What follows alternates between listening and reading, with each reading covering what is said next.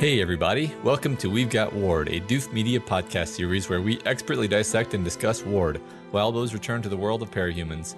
My name is Matt Freeman, and this is my co-host, Scott Daly. Come on, Scott, we don't have all fucking night. Jeez, settle down. I was just getting a drink of water. Fuck you and your drink of water. You're keeping me and everybody else waiting. I'm keeping everybody waiting? What about you when you took 8 minutes to get your microphone working? Why don't you just buy a microphone that works? We're not all made of money, Scott. Some of us have... Hey, are you crossing your arms? Yeah? Are you? Yes, of course I am. Of course. Oh, well, no harm done then, I suppose.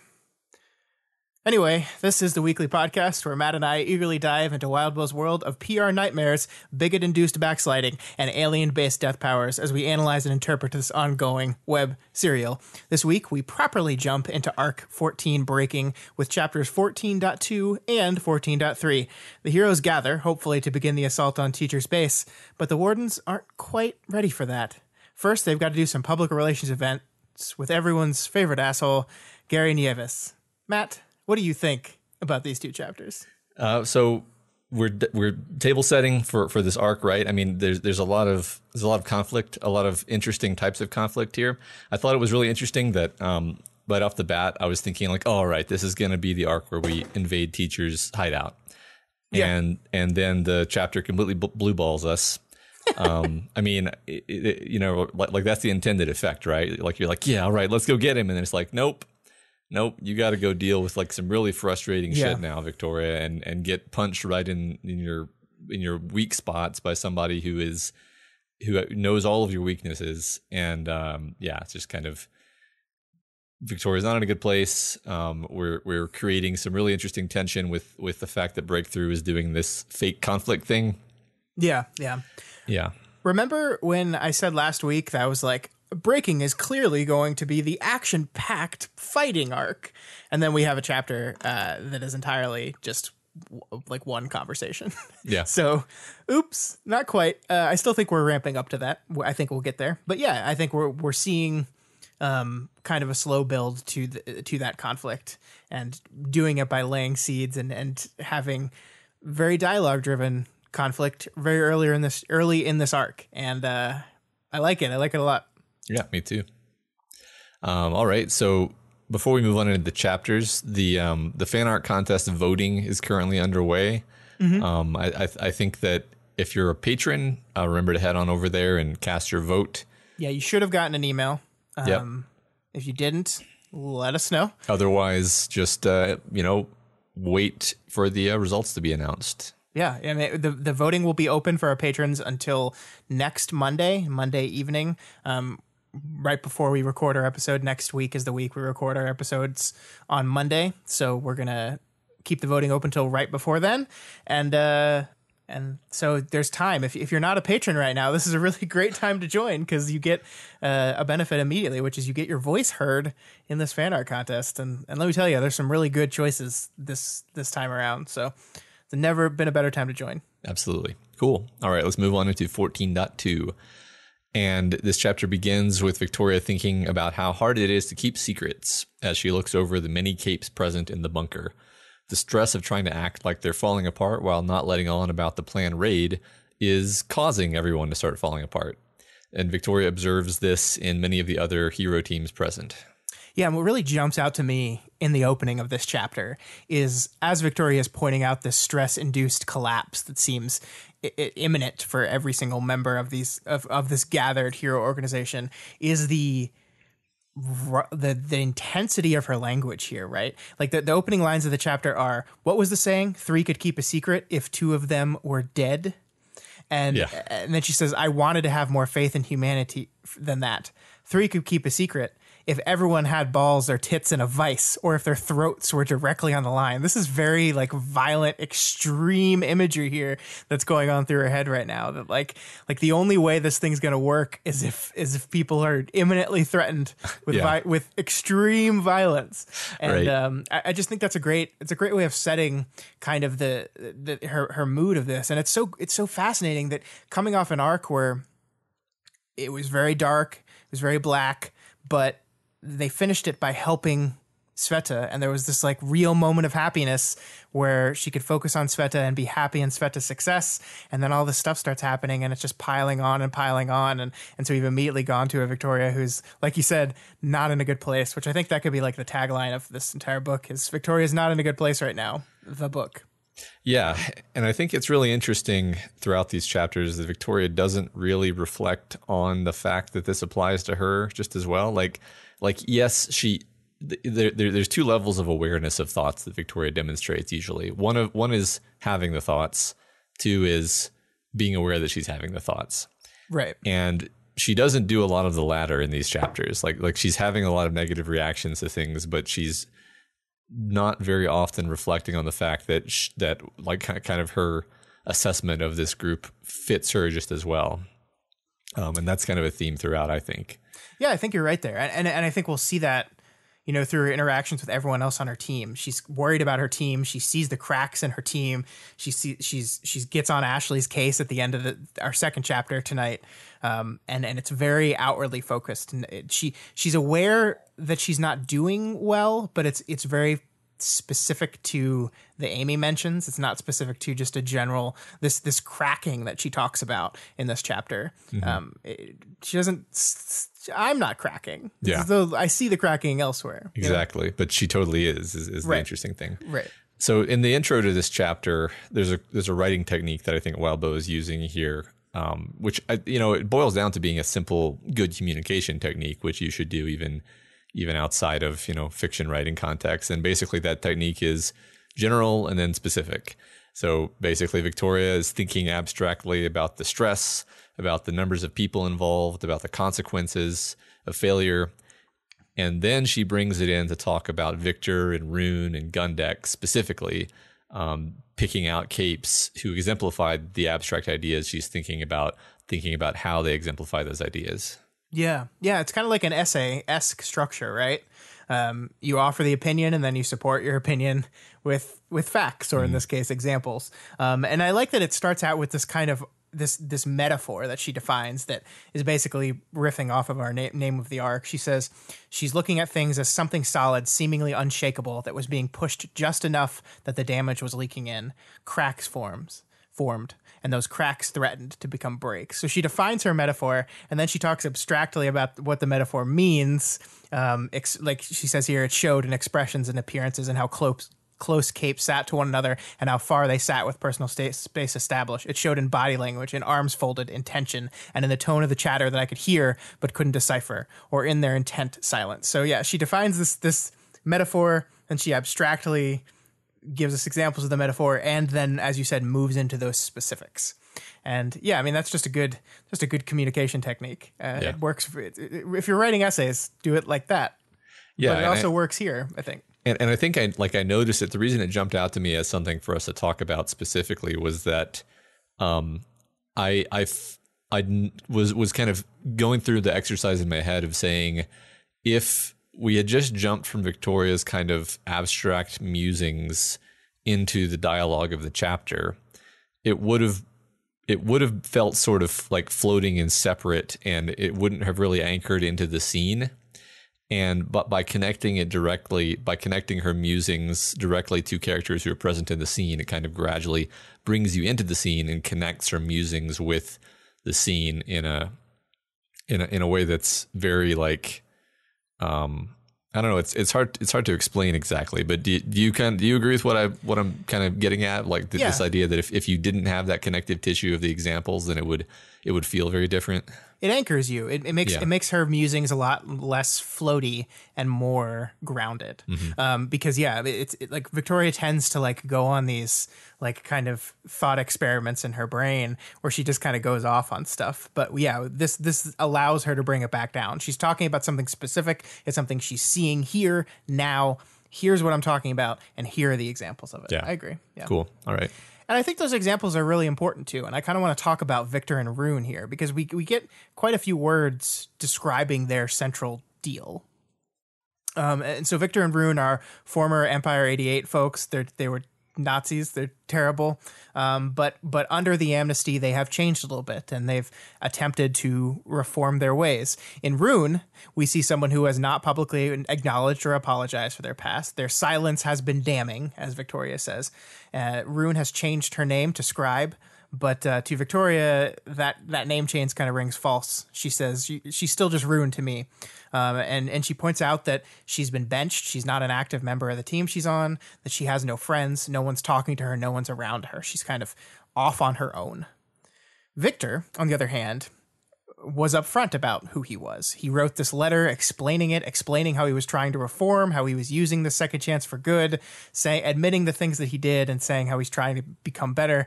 And because of this, his team is sticking by him. He's not alone. He's not segmented and benched and off. He's got a group of friends. And so it's almost as if the book is kind of making this parallel to show us two characters with similar backstories that have chosen different paths in their road to redemption, their road to recovery. And it's clear by their current state right now, which the general Cape society as a whole prefers, right? Victor has his group of friends. He has people that are standing up for him. Rune, on the other hand, nah. And so it's kind of like implicitly saying the way Victor's doing it is better. That's the way. Victoria sort of seems to see it that way too. What's interesting to me is that we, the reader, know like nothing about Rune. We know a little bit about Victor, but it's just interesting because Rune is sort of this palimpsest that we're sort of able to project like, oh well, if she hasn't apologized, then she's clearly not contrite at all. And it's like, well, maybe she is. Maybe she just thinks that the apologies are fake. Yeah.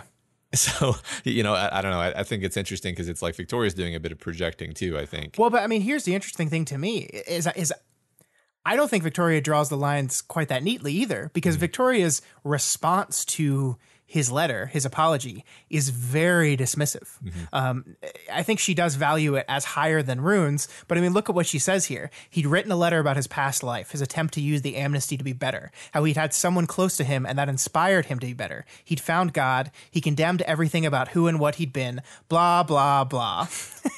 And it's like, and then she goes on to say like, I don't care about any of that because he'd still been a guy who'd had a history that was violent and stark enough to have records remaining after the end of the world, who'd done what he'd done when he was a full-fledged adult. The letter had been an apology letter without an actual apology or trace of contrition. So it's almost as if Cape society as a whole has valued what Victor has done, has rewarded him with a team that's going to stick up for him as this bad stuff is released about these people publicly. But to Victoria, like I just thought blah, blah, blah is so dismissive. He's like, especially like he's talking about how he had someone close to him, how he found God, how he condemned everything he'd been about who and what he'd been, which is interesting. Like she says, he condemned everything about who and what he'd been, but the letter was an apology without an actual apology, which I mean, like, so like, it almost seems like you're quibbling at that point. It's like, he didn't write the words, I am sorry, even though he condemned everything that he was and everything that he did, which seems like very specific. Like, I have a problem with your language. He probably didn't write the apology letter using the Victoria Dallin template that she got from her mom. Right, exactly. And this is one thing we know about Victoria, and we've known about Victoria from very early in the story, right? One of the first things we noted was how some of the former Empire 88 people were finding home amongst, I think it was the Shepherds, right, was the name of the group. And she was upset about that idea that these terrible, terrible people, despite the amnesty, were able to find homes amongst these different groups of people. And we also, like, the one person we in the story witnessed Victoria going too far on, although it's implied that there were many others, was just that racist Nazi asshole that she basically paralyzed until Amy swooped in and fixed it. But so I think like we're seeing a train of like Victoria doesn't like Nazis. Victoria, anti-Nazi. Yeah. But she to a level where she is much less willing to grant these people the benefit of the doubt than some other people. And I think that shows here, and I think it's so fascinating that we compare and contrast these two characters, these two methods of moving towards recovery or redemption or whatever you want to call it. And to Victoria, neither to her personally hold much weight. She's just gonna blah blah blah past it. Right. Well, and I think this generalizes to her general, issue where she just really is of two minds about this whole amnesty thing. Like it's taken Rain pretty much this deep into the story to really convince her that he's turned a new leaf and is maybe worth giving the time of day. He really had to work hard. I think she actually has a bit of a sore spot for people who are. I want to phrase this carefully, but like it strikes me that she's harder on people like Rain and like and like the Empire 88 members who are basically part of like a gang, like an ideological gang that they were raised in, than she is on people who sort of made their own mistakes. And I wonder what that says about the fact that she was kind of raised in this Cape family, if anything. Yeah.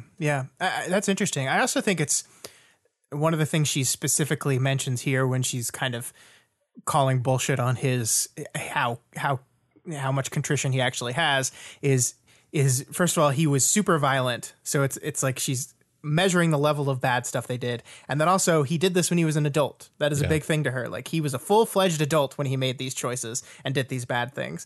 And so there is something, I think, and I think the reason why she's gotten to a place with Rain is because that distinction, right? Rain was a kid. And so I think it's really interesting to see where she draws those lines, where she says, this is something I'm not cool with because of this. I'm cool with it in this situation. The other thing that's interesting about this is we've seen this from her throughout the story, this reticence and uncertainty about the amnesty. But the thing about Victoria is while she feels these things, it almost never like stops her action, right?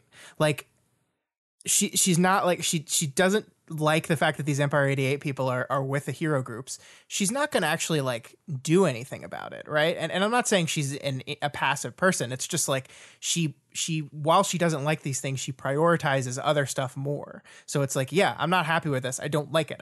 I'm glad that the general public isn't buying Victor's apology. I'm glad of that. But I'm not going to like go to the wardens and be like, you can't put him on these missions. He's a bad guy still. And I think that's a very interesting distinction because I think if the wardens had said, breakthrough, work with Victor, I think she would have done it. Yeah. Right. I think she understands the like strategic need for the amnesty, which basically that's kind of how she defends it to Nieves later. It's a necessary strategic compromise, but that doesn't mean she has to be happy about it. And that's her take anyway. Yeah. So, I mean, it's so fascinating to me because it's like, it seems like we're like giving her a rough time for this, but it's not like she's letting these feelings like disrupt the mission or anything. Right. She's not. She just feels them. She's strong. She's opinionated, and they're going to matter towards the choices she's going to make in the future. But like, I think it's great that like, it's not like she's going to be the one that's like, excuse me, get those people out of here. Yeah. And lest I've muddied the waters with what I was saying, like I'm not saying she's being unfair to Victor.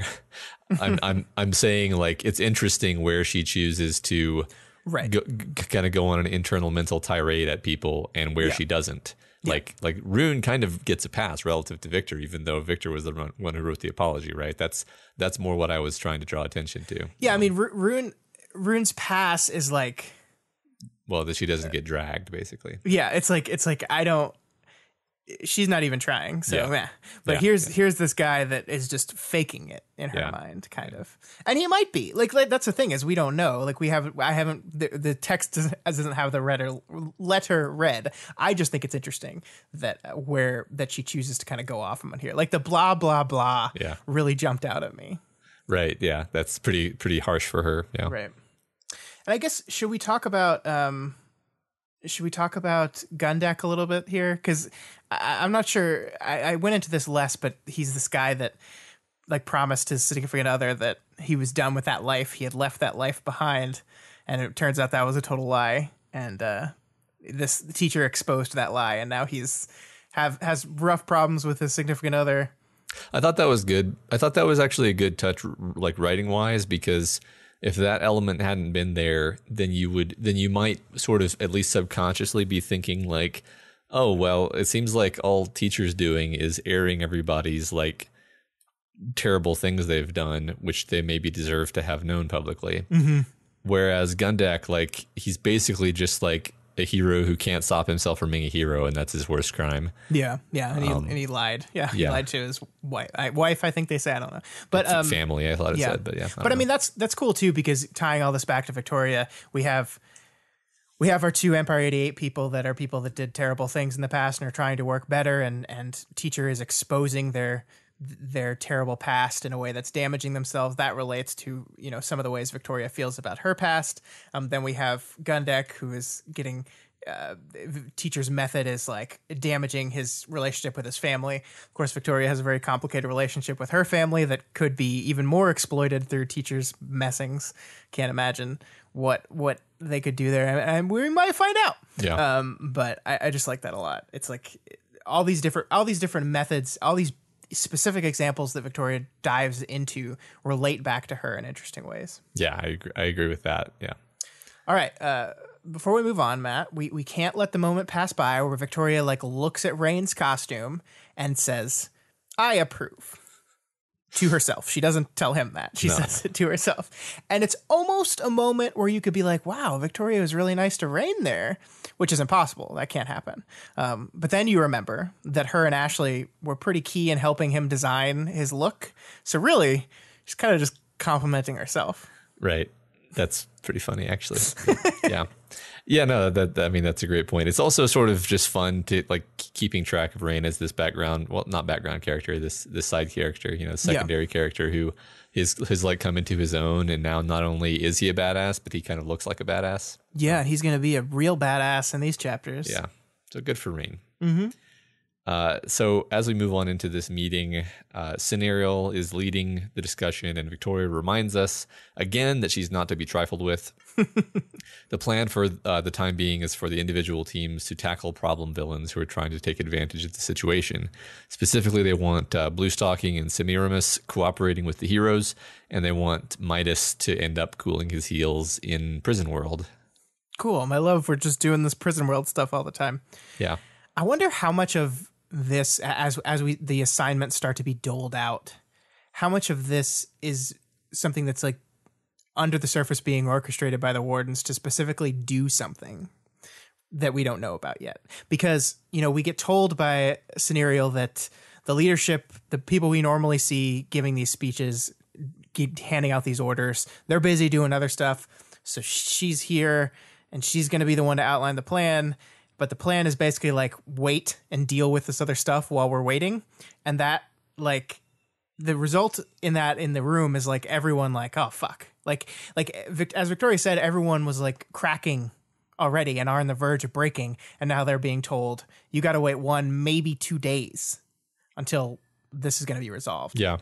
Yeah. I mean, my interpretation, I think, was that the wardens are moving the chess pieces in preparation for the attack on Teacher, but you have to assume that it's going to be some pretty oblique moves so the Teacher doesn't immediately see that's what they're doing.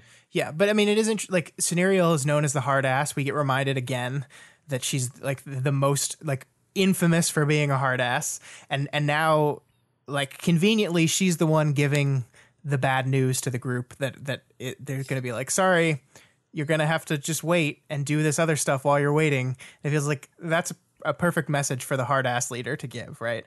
Yeah. To like the sorry to disappoint you, but here's other busy work you have to do in the meantime. And also this idea that like we'll talk a minute about how Breakthrough is assigned to PR. Some of the other groups are dealing with Bluestocking and Semiramis, who, you know, are two characters that, you know, Victoria has dealt with. Like she has a whole arrangement with Bluestocking. So I mean, you could make the argument that Breakthrough would be good characters to deal with that issue. But we don't put them there. So yeah, I mean, I think you're right. There's some chess pieces moving in the background that the rest of the group doesn't really get a window into. Yeah, right. I mean, it's interesting. Like, I guess we'll talk about their decision to be sent on the PR thing in a minute. But it's interesting because at first you're like, oh no, you really don't want to. You really don't want to put Breakthrough in that position. But then you realize like, oh, they don't have any better. Like that's true. Like Scenario says, they don't really have anybody better suited to the task, and you're like, oh god, they're screwed. But anyway, yeah. Before we, I just like to pick out language sometimes, and the phrase corner world, which I mean, I just sometimes I just forget that it's a neologism unique to this story because it's such a good term. Like it just the first time you see it, you're like, yeah, okay, I get it. It's a world that's sort of like it's connected to the other worlds through portals, but it's kind of off to the side and maybe not as connected and not as centrally connected and backwater. Yeah, I get it. It's great. I like that because there's nothing that makes sense about that, like out of context. Like, what does that mean? But you hear it and it makes perfect sense to you. Like it's good. I like that you pulled that out because I'd never really thought about that. I just took it for granted because it's like you hear the words and you're like, oh yeah, that makes sense. But it's like, wait a minute. Because I was thinking, it does, but why? Right. Like I was thinking about like, I read a lot of different science fiction authors and I was like, if a different science fiction author were trying to capture the same thing, then they would probably like look up the word for like a corner node in a graph or something and then like give that word but the thing is like Wildbow is exactly correct in thinking that people would just use like a simple few syllables word that captures the concept and then that would be what reaches fixation as a term, right? So yeah, I just thought it was really cool. So breaking up the flow of the information / orders coming from Scenario, we have Vista using her power to stretch out Byron's straps and make his armor adjustment impossible, which I guess is a type of flirting for Vista. Yeah, it's very specific playground level flirting from Vista. I'm not sure how I feel about it because on the one hand, I like Byron, I like Vista. Them being together would be great. On the other, romantic entanglements are rough for Capricorn in general, and I don't know how much I want to encourage them to get into one that would complicate the issue between the brothers in certain ways. We know Rain is like totally gung-ho for it. Yeah, it's pretty hilarious actually. Yeah. I do like how this comes like in the middle of this super hard-ass speech from Scenario, right? This almost feels like school, like the teacher is at the front of the room, like instructing the class, handing out the assignments. The kids are goofing off instead of paying attention. And then it even ends in this way where Scenario is just like breakthrough. Yeah. And that's just all at once we were at attention. Right. She wasn't specifically like being like, pay attention, but that's just the way it comes off is because there's like this goofing around between these two characters and then suddenly breakthrough. Yeah. It's really great. Yeah. You imagine someone like dropping something in their haste to stand at attention. Right. It's great. So Scenario then, like we talked about, she orders them to deal with the rising parahuman sentiment, do some PR, and you know what I mean? Like Victoria and us, the reader, are both like, oh no.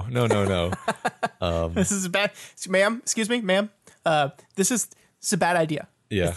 Have you met us? Just look at. We got Rain.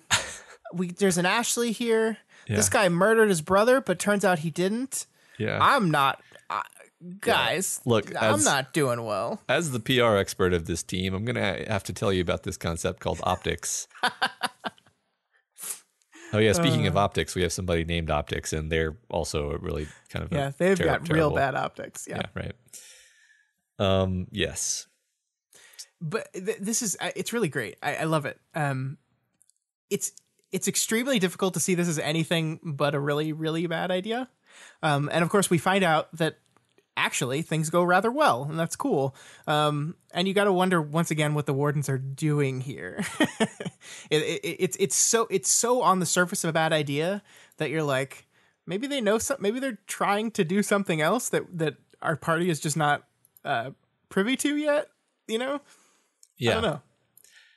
Right, some kind of in-dimensional chess thing where if the point is actually not what it appears to be. I mean, I'm sort of always suspecting things like that when you have like high-level thinkers and so forth. But right, yeah. I mean, another thing that I don't think I have mentioned yet is like I just assumed that Teacher like probably knows that they're going to attack him.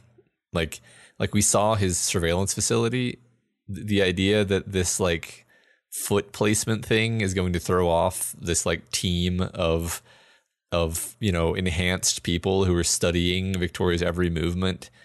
They're not gonna just look at it and be like, oh yeah, she's doing the foot thing. Like that's kind of where my head went. Like and maybe the wardens know that, and so there's like another level of something going on. I don't know. I tend to overdo these things, and it's entirely possible that teacher is actually going to be blindsided, but I don't know. I don't know. I mean, one of the things that I think is cool here in Victoria, in her kind of overthinking, is dividing all the heroes into 3 groups. She's like, everyone's got their orders, they're going to do their thing, and she's like, well, okay, we got our 3 groups. The first group is the third that feels like this is just busy work and they want to attack now. She says these are ones that still have secrets out there and they haven't been exposed yet, but every delay that they have risks those secrets being exposed.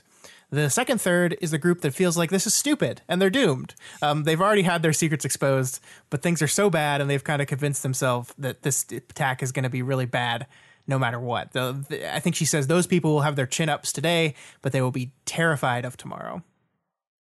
And then Victoria slots herself in the final special third, who's like, why not both?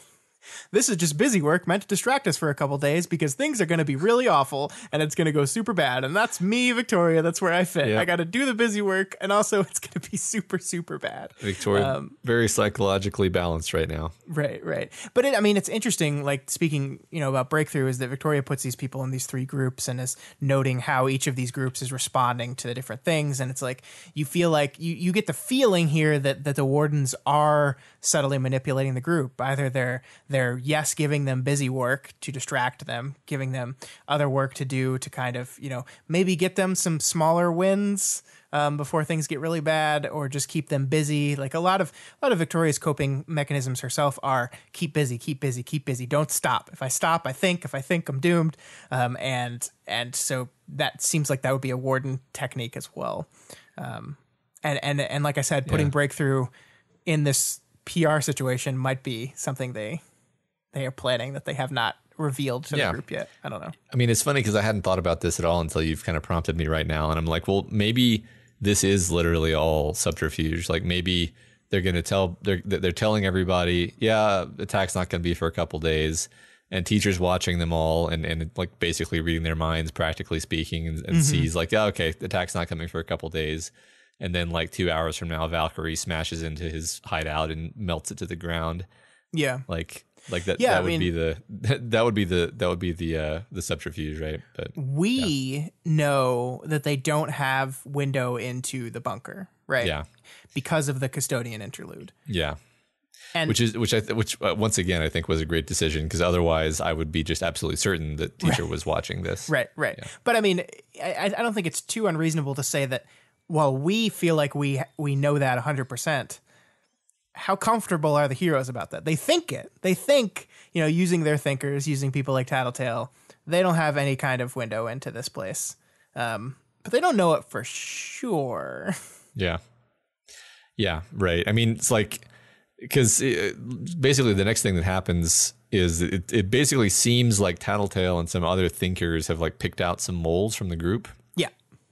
And they kind of take them upstairs. That's my parsing of the scene. And Tattletale like says specifically, teacher doesn't know what we're planning. And I mean, usually we trust Tattletale. Like she's been wrong before, but I feel like right now she's sort of serving as like the voice of truth in the story, maybe. Yeah. Yes. So,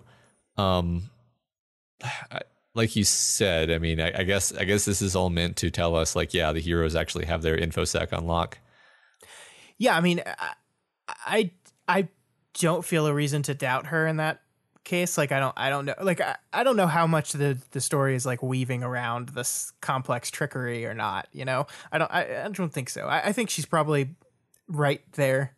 But I mean, what this does, regardless of whether Tattletale is 100% correct in that or not, is it establishes the tension of the rest of the arc, because we've got moles here. We caught them this time. Teacher doesn't know what they're planning yet, but every moment, every delay, is a risk that this is going to get exposed. Like everything is on such thin ice here. They're tricking him for now, but how long is that going to last? There's moles everywhere that we don't know what's going on. Like it's so tenuous, and Breakthrough's in charge of PR. Yeah, right.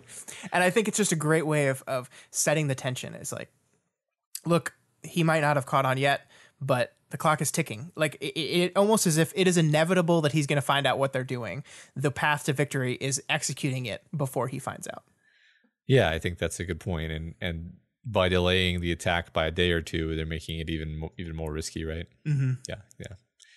So then we cut to Breakthrough looking over a large crowd of people gathered at what is ostensibly a book interview thing, but what is actually mainly just Gary Nieves doing some more anti-parahuman rabble-rousing. Hooray. So the first part of the scene focuses on the team's continuing attempts to seem like they're all on edge, which seems to be leading them to all be on edge, including Rain's delightful forced religious swears. Yeah, which I like that. Maybe bring the Jesus back into the swear a little bit, just to really sell that. Yeah, Christ. I really enjoy imagining Rain doing that. Mm-hmm. But like, for all that's funny, most of it is downright uncomfortable and unpleasant. Like take Tristan, for example. Everything he's saying in this scene is stuff we know bothers Tristan. He acts really mad that Byron is talking about how much he loves Moonsong. He acts really mad that Sveta put words in his mouth when he was phased out. He gets furious when he's asked if he has any boys he's interested in because of all of the reasons we've talked about. Like, it's all stuff we know bothers him. But, he's just pretending his feet are planted in a certain way, so everything's okay. Yeah. And if I had to pick a thing, one of the things that I think this story has done very well across the board is have different ideas and different, and I don't want to call them gimmicks because they're not really gimmicks, but it's just different like structural techniques in the different arcs to do and explore different parts of storytelling. I mean, last arc we talked about how we kind of shifted to a noir detective story, like a buddy cop thing, and the genre of the story kind of shifted. We had that whole arc when Victoria was under the thrall of Goddess, and everything she was doing had to be interpreted through that lens. And this is, I think, another moment of Wildbow doing that, is taking this idea of faking anger and faking like breaking as a way of tricking teacher, and therefore as a way of exploring our characters at their weakest with this shield of, no, it's just an act. And it's such a fascinating dynamic. I love it. I think it's so interesting because like you, the reader, are kind of forced to parse this through multiple lenses, right? Everything being said here is fake, but it's not. Yeah. It's fake fighting. It's like the idea that sarcasm is just like safe hostility, like where right. you're being sarcastic, you're disguising what you're saying as humor, but it has underlying feelings of truth behind it. And that is kind of what I think we're seeing here, is this is truth disguised as intentional hostility. And it's also, if you think about it, a way for these characters to vent without fear of reprisal. Like, if Tristan is in some part of his mind actually feeling frustrated at Byron, which would be a perfectly understandable, normal thing to feel, they have a tough situation. He can complain about it right now. He can vent about it. He can say fuck him to his brother without fear of reprisal, because no, I had my feet in a certain way. I'm safe. It's just part of the act, guys. It's just part of the act. Don't worry about it. And that is inherently fascinating, from a character perspective, but also like just the experience of reading it, because you kind of get swept up into it and you're not sure who or what to believe, how much you should read into the stuff and how much you shouldn't. It just kind of puts you on your toes. Yeah, and it doesn't help that our point of view character is pretty much just as off balance as we are. Right. Like she is fully aware of the fact that Tristan is going a little hard, and in a minute that Swan Song is going a little hard, particularly against her, and Victoria is not really like signaling like, hey, back off because you're like she's saying back off, but within the rules of kind of the game they're playing, for all Ashley knows, it's like, oh yeah, I must have said a good thing because she's acting like I hurt her feelings. Right. Like it's, I mean, I actually think Ashley's smarter than that, but it definitely, like, the fact the protagonist is in this headspace, you're kind of brought into it too. You would think Ashley's smarter than that, but you'd also think Ashley was smart enough not to bring up what she did to Carol, even if it's during just an act, you know? Like you would think. You would think. Yeah, I don't know. We'll talk about Ashley quite a bit in this subsequent chapter. Yeah, one of the things I wanted to, before we move on, focus on is just like, I think this is one of those things that, like, it looks deceptively simple to write and is actually really complicated. Like, just having to construct your scenes in this way in which they're layered. It reminds me, I'm very behind in Pact as to where the Deep Impact guys are, but it reminds me of the kind of truth-saying game that the characters in Pact have to play, where like everything is complex on multiple levels at the same time, where you can't just where the text is almost demanding that you see beyond the surface of what the characters are saying.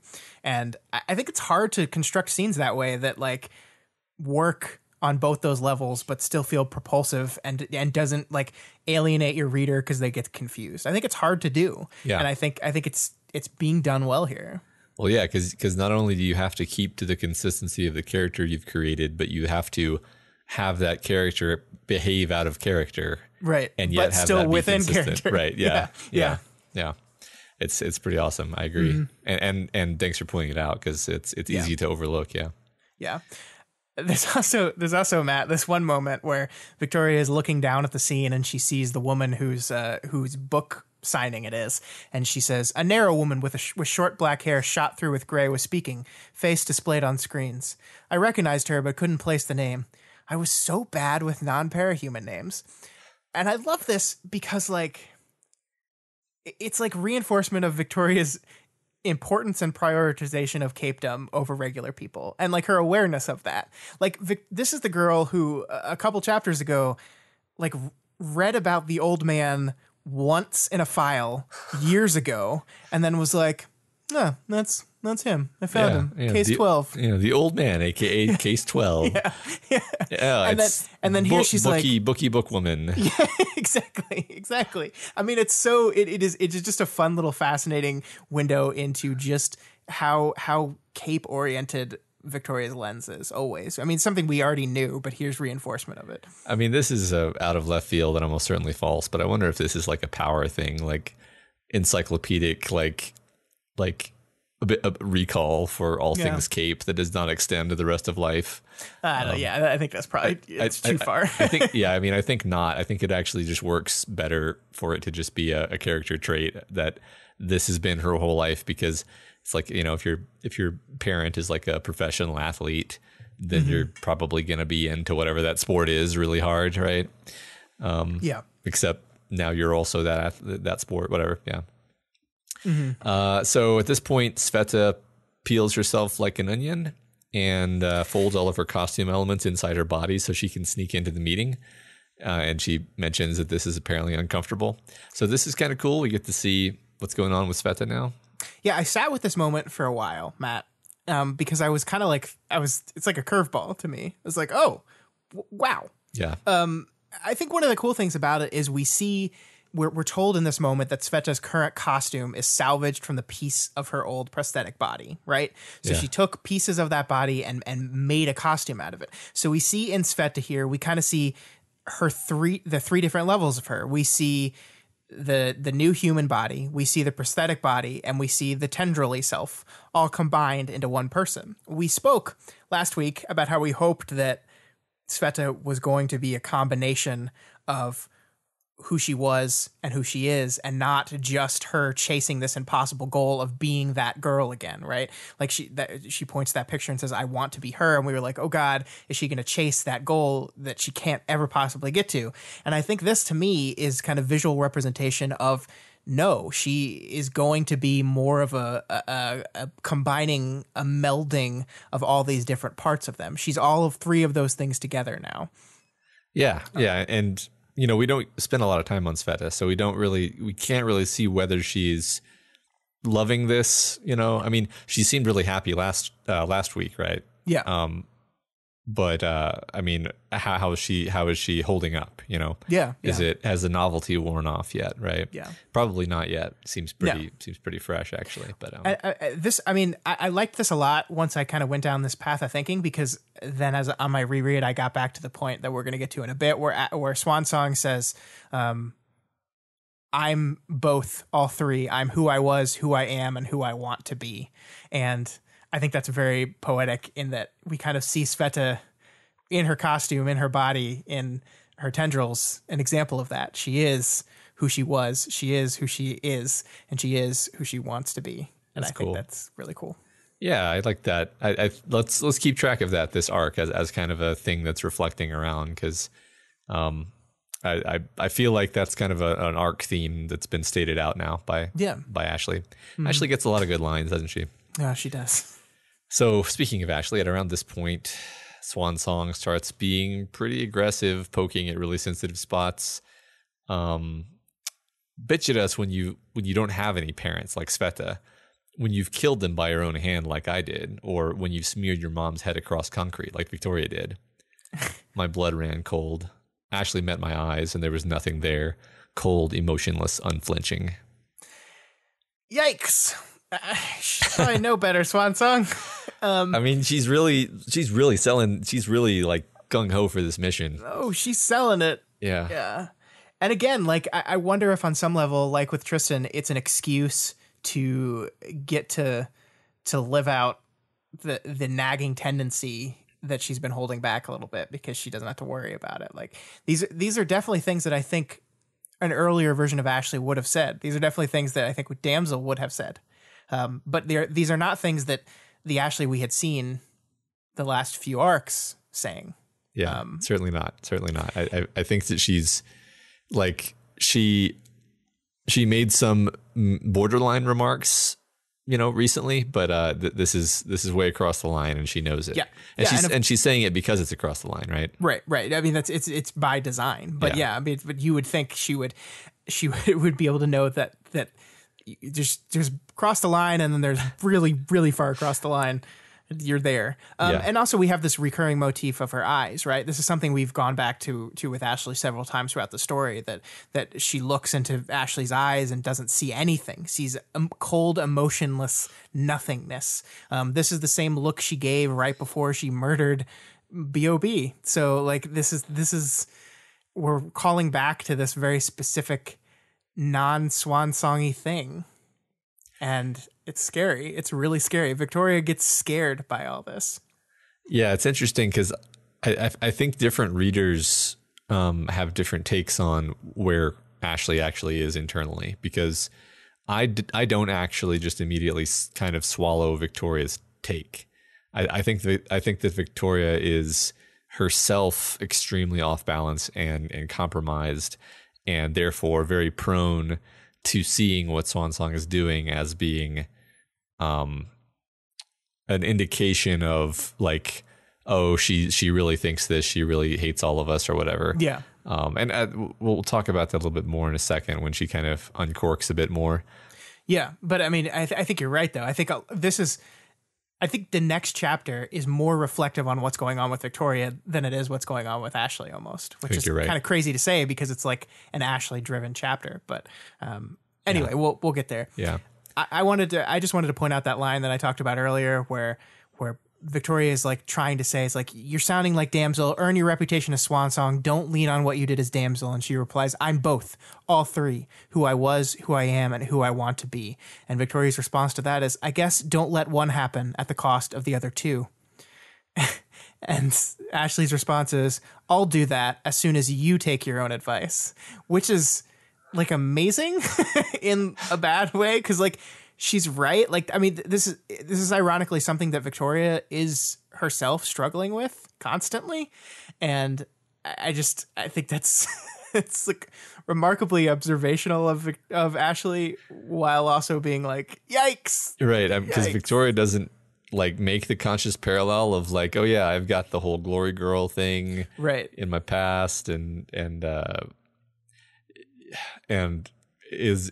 tends to be beholden to the past in a way that I think Ashley is actually kind of past now. Mm-hmm. Anyway, that's cool. Yeah, I love that line. Ashley gets a lot of good lines in this chapter. Yeah, and I think that's important too, because that's going to come up again. This idea of I am damsel, like I am still that person that did those things, and I mean, like people change, right? I mean, Ashley has changed, but you are still the same person who did the bad things. Like that is still part of you somewhere, even if you're moving beyond it, even if you're getting better, even if you're that is still part of who you are, and you can't just pretend like that's not there anymore. Yeah, I like that. So as they're watching this meeting that's happening below them, Nieves is showing an image of Swansong on the screen, which prompts Ashley to immediately decide her presence is required, and she just steps off the roof.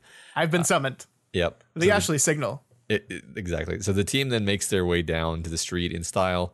Swansong and to a lesser extent Tristan agree that they need to make an appearance at this meeting, but they agree to let Victoria take point because she seems to be the one who's like urging restraint. I don't know if that was a good call. Yeah, and well, I mean, what's funny is like she kind of doesn't take point. No. Well, like it's like, I mean, Victoria is like, all right, we're going to engage. They've just given me a point. I'll use the minute we have here as he's getting through his presentation to try to figure out what my arguments are. I didn't have any. Yeah. It's like she has no strategy here. She has no approach. They've made her take point here, and she just has no idea how to engage with this at all. And we're going to see that she just really doesn't do a good job. I mean, well, we'll talk about it. Let's get to it. Yeah, right. So Victoria continues to have a very Victoria approach to things. When challenged on the idea that parahumans aren't human, she says, yeah. So basically, like she doesn't defend that point, and then when he's like, oh, so you agree with me, and she says, I think my energy is better spent on other arguments. Whatever you want to call us, we think, we feel, we have ties to loved ones. Introduce humanity to an alien race from another planet, and all those qualities. With all those qualities, and I'd protest any cruelty or injustice turned their way. And like, I think this is great because I agree with everything Victoria just said. In fact, that's exactly the kind of nerdy shit that I would say. But it's probably not a super crowd pleasing thing to say, right? Like it's not hitting on the same like emotional wavelength as the things that Gary is saying. It's not the kind of response that'll take the power out of Nieves' calculated barbs. Victoria is appealing to logic. Her arguments sound good. You, the reader, nod along and you agree. And in part of your mind, you think, why the heck don't people see it that way too? The problem is Gary is appealing to emotion. That's what that's what his goal is here. His goal is not to fight you logically. His goal is to trigger emotion in people. And you can't fight emotion with logic. It's just like emotion's going to win. We're emotional creatures, right? Like we like to believe we're logical and rational, but when people are scared and worried, and you have a guy here telling you you're right to be scared and worried, that's the reason right there. You're just not going to win logically. Yeah. I mean, and the whole next chapter is basically this idea fully illustrated, right? Yeah. So for now, Nieves shows like a rapid series of images, each showing a different group of parahumans in charge of a different one of several Earths. And Victoria is completely unprepared and just mentally derailed by having seen a picture of the Red Queen, her sister, leaving a silence into which steps Rain. And Rain kind of takes charge in a sense by saying, Nieves is right. Yeah. First of all, screw Gary. His whole go to slide, blah, blah, blah. Oops, not that one. Yeah. Oops, no, not that one. Oops, right. No. Fuck you, okay? Yeah, I mean that's the whole appeal to emotion thing, though. That's what he's doing. I mean, that's exactly the thing. Is like he's this clever showman who's very prepared, and Victoria's like, hold on now, let me explain. Yeah, and it's like that's not the correct move here. Yeah, like in the back of his head, I'm sure when he appealed at this thing, he was like, oh, I hope someone shows up. Right. Oh, I hope they do. Yeah. Right. I mean, I still feel like Gary is sort of like someone's puppet, right? Because someone's, and they even imply like someone's giving him all this information, and they're giving it to him in like a package that's designed to be incendiary. Because I actually, for all that Gary is easy to dislike, I don't think that he I think that if he knew the full context around Victoria hurting her mom, I don't think he would have used it that way, because it would just be incorrect, right? He doesn't want to say things that he can get caught out on, right? Like that's, if nothing else, he doesn't want to just be caught out being wrong. Yeah, I've got a lot of thoughts on Gary that I think we're gonna spend a lot of time talking about today. So, but yeah, I mean, Rain steps up and is like, we're with you. Yeah. And I think this is great, because I think this is an appeal to emotion, kind of. Like, this is fucked. We agree with you. You're right. We're on the same side. It's like, it's Rain stepping up in a way that, like, it's not Ashley. It's not Tristan. Victoria's dealing with her shit. It's Rain. It's Rain that steps up and is like, yep. And it's because it's Rain, I think, out of any of these characters, like, and we'll see that next chapter, he's like, yeah, we got to fix this shit. Like, Rain has been the, actually, yes, capes are bad person throughout this entire story. Yeah, didn't Rain not participate in the hard-boiled fiasco? I believe that is correct. Yeah, and like and they had their reason for doing that at the time. But the thing is, right? I think he was in jail. Yeah, and like, yeah, exactly, he was in jail. Yeah, and the thing is, like, that whole conversation, everyone who was present pretty much came off as very defensive, because they were being attacked, and it's kind of like, they're all kind of like aggressive / vulnerable type people. Tristan's very aggressive, Ashley's very aggressive, Victoria's very logical, Kinsey was just kind of being a punching bag. But Rain is just this guy who just wants to, like, connect, you know? Yeah. And it's kind of perfect that he's the one who steps into this void here. Yeah, I agree. So yeah, let's move on into 14.3, because we pick right up with Rain kind of spearheading this. So that again, this chapter is basically this tense conversation in front of a crowd, which is a great type of recurring tension in this story. We just referenced the hard-boiled interview. Natural leader and appearances conscious protagonist Victoria is thrust into a high visibility situation against a man armed with all of her vulnerabilities, and we see her struggle. Yeah. And the thing that I love about this is, again, true to Victoria's character, she feels like she has to be the one to manage this conversation. Like, if you were to break down this verbal sparring into a parahuman type fight, this would be like her going up against someone who is, like, specifically designed to take down a brute, right? To specifically designed to take down Victoria's power set. Yeah. You probably, if you were Victoria, just wouldn't engage in that fight. You would say, no, I'm not going to fight that person. I'll go fight someone else. I'll let someone else on my team go. And she has trouble doing that here. And the rest of her team does get to step up and put some good jabs in themselves. She feels like she needs to manage it still. Even while she's spiraling into this dark place, she still feels like she needs to manage it. And in fact, a little bit later in the chapter, I'm jumping ahead a little bit here, but she says she has to. Like, I couldn't afford to let the others stumble through this with their own worst traits being highlighted. I couldn't let myself sink into my own worst mires of thought. So, like, not only does she have to keep stepping in because she's worried about her teammates, but, like, not stepping in means she's going to be stuck in her own head. And so, like, it's again her need to you can't be caught with her thoughts. I need to go, I need to be doing something. And it's like, it's once again her putting everyone else's health above her own, because, like, she's wading into this conflict again, when really probably the best thing for her to do maybe would just be to, like, back off. Yeah. But I think some of the actions that she takes in this conversation are counterproductive. Like, it would have been better if she had just held back and let the thing happen. Yeah. But the idea of one of her teammates' worst traits being exposed is something she can't stand, because she's a hero, right? Like, that's just, she's got the hero complex where she has to be the one jumping on that grenade, even though someone else might be designed for grenade jumping on. Exactly. I like this line. The thought crossed my mind that we could have Kinsey intercept anything too crippling. It was a fleeting thought, and one that sat uncomfortably in my head after it had fleeted. So I love this because, like, hey, Vicky, if it's still in your head, it didn't fleet. Fun fact, fleet comes from float. I didn't know that. Yeah. I didn't know that. Matt, she's not thinking about it. She's just thinking about it. It's fine. I mean, it's just fleeting. What's funny is I'm actually sensitive to the distinction, like that you can be aware that you had a thought and not be approving of it, but like it doesn't fleeting to me in my lexicon means that like it passes through your head and then it passes out and then it's not something that you're dwelling on anymore. But now she's like dwelling on the fact that she had the thought, right? But I don't know. It's such a Victoria thing. It's like something popped into my head and now I'm just going to sit on just the idea that the thing was capable of popping into my head makes me feel guilty. And it's like, oh, Victoria, it's great.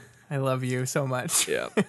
So as for the dialogue in this chapter, I think we're going to have to break from a chronological rundown somewhat. Yeah. We'll hit the major points. Basically, the structure of the chapter is Victoria continually trying to pull herself together and take the lead, but being buffeted back by references to Amy or other traumatic things. Specifically, one thing we learned toward the beginning is that Amy has apparently done something similar to someone else, probably Carol. I'm not sure if we're supposed to pick what exactly we're supposed to pick up from context, but I assumed it was Carol, actually. Yeah, I mean, I think that's what we're supposed to be feeling. I think that's the thing that pops into our head. We know Carol was going there to get help, and then so that's kind of the conclusion they want you to jump to, at least. And I'm glad you're tackling the conversation this way, because this is very hard to talk about in our traditional, step-by-step manner.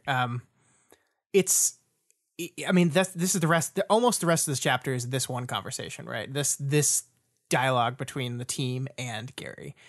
And the thing that I love about it is you're absolutely right that Victoria is like, it's a series of skirmishes, right? Where she'll go in for the attack, get nailed with something, retreat, and then one of the other members will step up while she's kind of collecting herself. And as soon as she sees a path that's something that is not like a red flag for her, she kind of jumps back in and gets knocked back again. And that's kind of back and forth throughout this. It's really constructed to be almost like a battle, but just with words. And I think it's great. I love it. Yeah, right. And I mean, basically, Gary is like continually pivoting, right? Right. Yeah. Yeah, and he's doing this thing where like he sees, like, to go back to the topic of her sister, which he's trying to take Victoria out. Like it seems like his goal is to remove her from this conversation. And anytime she starts to insert herself in it again, he's like, oh, well, Amy. Yeah. It's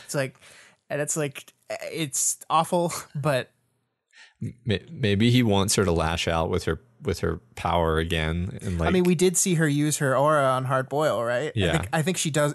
I think he does want that again. He wants, and she does lash out at her with her aura, just not at him this time. Right. But I see a guy here who has been studying the tape of the Hard Boil interview for like, I don't know how long it's been. Let's say weeks. Let's say months. It's been months. And he's been like studying it every night. And he's like, I want my rematch. And then like, here it is in front of him, and he's going to take full advantage of it. Yeah. He's just going to go. And they're just walking into it. Right. And I love like Victoria's reactions to the targeted barbs are different in a very interesting kind of way, right?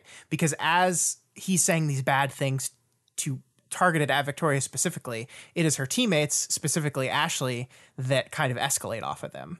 And instead of really striking back at Gary, Victoria is like channeling her frustration and her anger and some of her physical violence towards her own teammates here. Like when Gary goes way too far, and what happens is Victoria turns and does a 180 and almost punches Ashley, because Ashley's starting to walk forward, right? And like she does this thing where she's like, she turns around, so she turns her back to the guy who just said this thing to her, so he can't see her face. She's raises her hand and like hits Ashley in the collarbone. She doesn't really punch, but it's like raised in a punch like manner, and then hides her face in her hair. So like her whole goal here is, I'm gonna do horrible, but as long as I'm not physically combative, I'll be okay. And instead, so she's like, where can I put this? And it's like, oh, Ashley, I'll put it there. Yeah.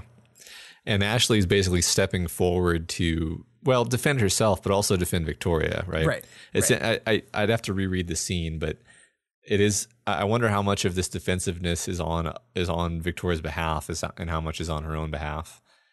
Yeah.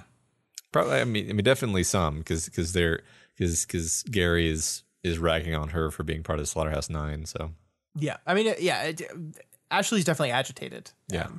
And I think one of the other things we should say about this entire conversation is Victoria stops looking at people's feet. Right? We don't see right before they go, right before Ashley goes at the end of last chapter, she like looks and sees Ashley's feet are in a certain way that means this is all an act. So it's like, okay, this is all an act. And then as soon as things start to escalate in this conversation, we lose all visibility into what any of the characters are doing with their feet, with their hands. Even the fight that happens at the end of the chapter that's just between breakthrough, we don't see any of that. So it's like Victoria has maybe in her kind of spiraling because of what's being brought up and the darkness that's encroaching on her thoughts, like stops paying attention to the fact that some of this might be an act. And that's really important, I think. Yeah, I think that's exactly what's happened. Yeah.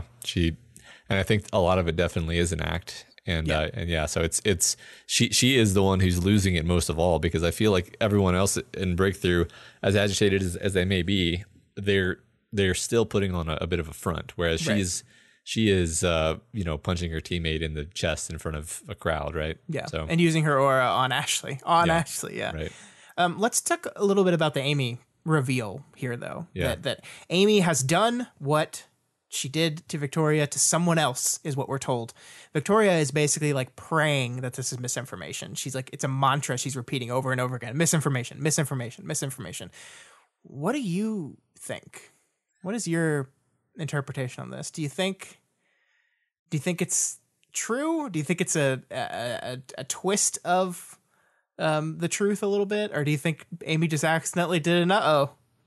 I feel like everything Victoria everything that Gary has been saying is like superficially correct, but then there's like a twist. Yeah, kind of like the diary that he's not aware of. Yeah, so like Amy probably did do something, but it's probably, I mean, basically it's like either Rain or Tristan says everything he's saying is missing context, and the context is the most important thing. So right. So yeah, something probably did happen recently with Amy, but whatever Gary is saying is missing the context that makes it make sense. I think you're right. And I kind of like the Chris idea, right? That like if Amy turns Chris into this horrible monster, that's what Chris wants, but to an outside observer, that's awful and horrible, and what have you done? Yeah, that's a good point. Yeah. I don't know. We'll see. Interesting, yeah. So yeah, Victoria's loss of her footing creates a space into which the other team members ably step. Tristan plays to his own strengths, using a confident, steady energy to bull over Gary while not seeming overly aggressive.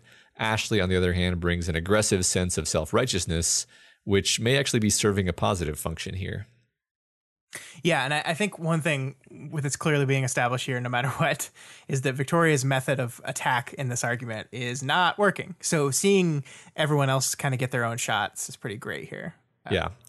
So Gary, his style seems to be the I'm just asking questions guy. In fact, he basically says that later. He's like, how did Citrine attain power easily? Probably by killing people. No, I don't have any evidence of that specifically. And then like when he's challenged on that point, he then pivots, moves the goalposts, wants to talk about Amy again, maybe. And I mean, I hate people who argue this way in real life, but it's definitely like effective in front of a crowd. Mm-hmm. So he also challenges the amnesty. And, then like Breakthrough points out that the amnesty was a necessary compromise that nobody's really fully happy with. And then he pivots to talking about Citrine and not really refuting their points. And then Breakthrough argues that Citrine should be judged by how she's doing as mayor, not judged by her past. And then he's, instead of rebutting that, he just picks on Victoria's word choice when she says the best of us to refer to her fellow heroes, and he just like won't let that go, and you're just like, oh my god, which is so obnoxious because it's obvious what she fucking meant there, right? Yeah. Like the best of us is like the best of the heroes are fighting. I'm sorry I have to spell that out for you, but that's what I meant, and you fucking know it. Right. And we compared the Hardboil episode to cable news, right? We said this is a commentary on cable news and how cable news works. And once again, here we're seeing that Gary is basically like a Tucker Carlson or Ben Shapiro person, right? Yeah. This is not a debate. It's not actually about exchanging or arguing information or politics or methodology or the correct solution to a problem. This is about Gary riling up people that already believe he's right and playing into a bullshit game and acting like we're just having a fair debate and like just asking questions. I think there's an argument to be made that mixed in with the bullshit is some good points that Gary makes and some good questions that might need to be talked about. But that's not what's happening here. It's not an argument. It's nothing. It's an excuse to say shitty things about things you don't know much about to rile up the people that already support you. So you're absolutely right. It's the most frustrating thing in the world. And like, you almost see the futility in it at times when it's like, it doesn't matter what you say. It doesn't matter what you come back with. It doesn't matter how well constructed your argument is, how much it makes sense, how much we, the reader, know that's true, that what they're saying is right. Like when he goes, oh, citrine didn't stop Scion, and you're like, dude, what the fuck? Yeah.